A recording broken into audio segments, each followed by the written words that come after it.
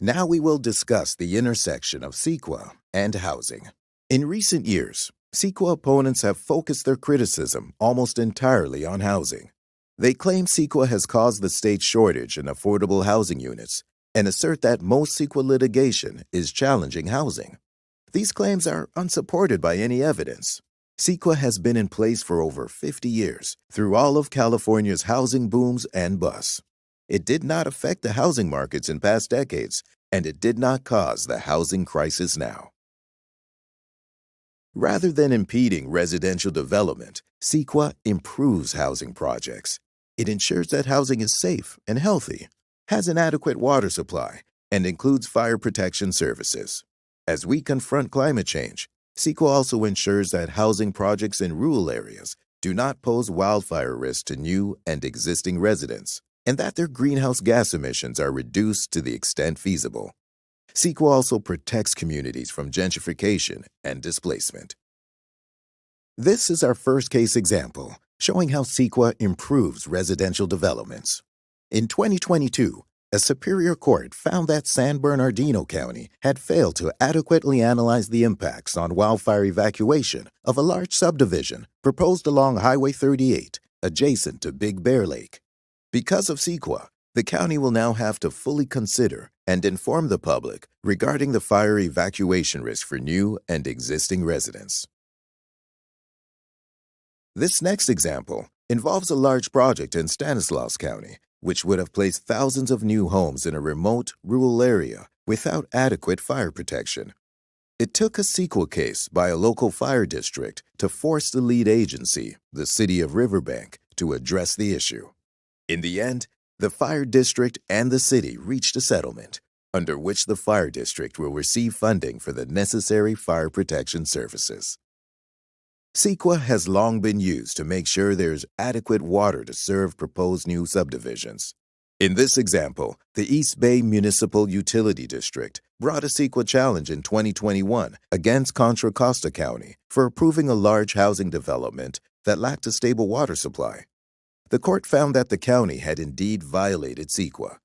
The project can move forward, but only if the county determines where the water will come from.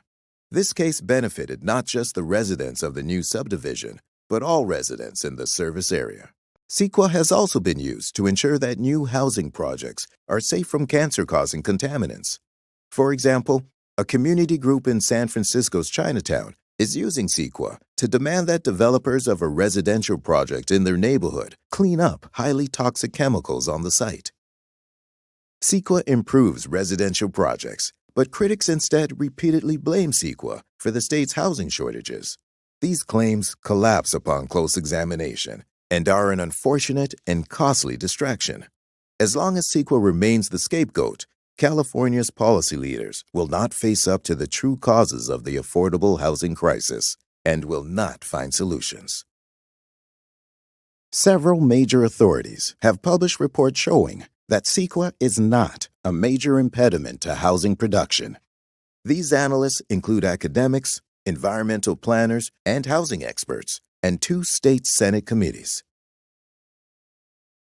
Independent studies show that a combination of economic factors impedes the production of affordable housing. These include high land and construction costs, high interest rates, widening income gaps, and developers timing the market. Other factors that have fed into the crisis include the lack of sufficient subsidies for affordable housing, the elimination of redevelopment agencies, which help subsidize housing, concentration of ownership, high vacancy rates, and poor planning and/or zoning. These root causes of the housing crisis deserve more attention from policymakers. In many areas, housing projects have received all of their entitlements, but are still not being built. For example, in San Francisco, there are now over 53,000 entitled housing units that remain unbuilt. These projects completed the environmental review process, but were never constructed due to economic factors. Furthermore, the crisis in affordable housing is not limited to California, where CEQA is on the books. Even states with far weaker environmental laws are experiencing housing shortages. Even though CEQA did not cause the housing crisis, In recent years, numerous bills have streamlined or exempted a wide range of housing projects from CEQA.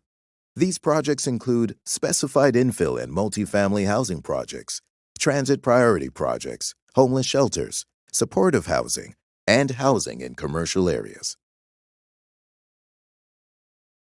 Even with these CEQA exemptions, California's affordable housing crisis continues. Because CEQA is not the root cause of the crisis, these exemptions did not solve it. Additional exemptions will serve only to erode the environmental and public health protections Californians depend on for safe and healthy housing. Californians have waited too long for the affordable housing crisis to be addressed. Here is a partial list of avenues that have been suggested and should be seriously explored. Subsidizing affordable housing, applying vacancy taxes, limiting short-term rentals, protecting tenants from displacement, and restricting corporate land speculation. This presentation was brought by the organizations shown on this slide. These groups are all supporters of CEQA Works, a coalition of more than 200 environmental justice and conservation organizations dedicated to protecting and preserving CEQA. Thank you for your time today. If you have questions about this presentation, please contact one of the 4 people listed here.